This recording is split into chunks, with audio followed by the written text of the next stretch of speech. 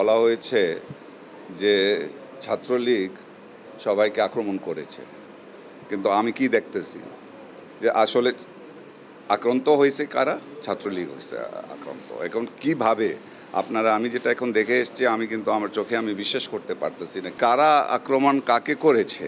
এটা আমরা কিন্তু তদন্ত করব, প্রত্যেকটা ঘটনাটা কিন্তু তদন্ত হবে। তারপর যারা দায়ী আছেন আইন অনুযায়ী তাদের বিরুদ্ধে কঠোর ব্যবস্থা নেওয়া হবে। এবং এখানে সরকার তরফ থেকে যে যারা এখানে আছে, ছাত্রলীগ, পুলিশ, পাবলিক, জনগণ সবাই কিন্তু পুরো খরচটা, যা খরচা আছে ওষুধ নিয়ে সব কিছু কিন্তু সরকার বহন করতেছে।